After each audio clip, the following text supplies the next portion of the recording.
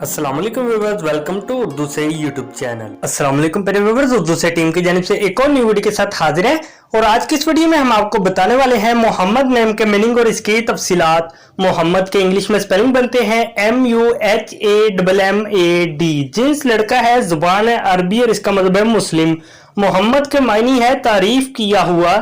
तफसील है इसकी, मोहम्मद अलीम इकबाल हजरत मोहम्मद सल्लल्लाहु अलैहि वसल्लम का नाम मुबारक। मोहम्मद नाम का शुमार लड़कों के नामों में होता है।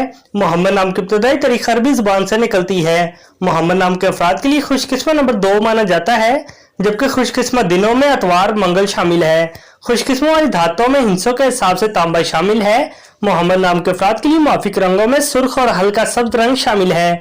मोहम्मद नाम के अफराद के लिए मुआफिक पत्थरों में पखराज शामिल है।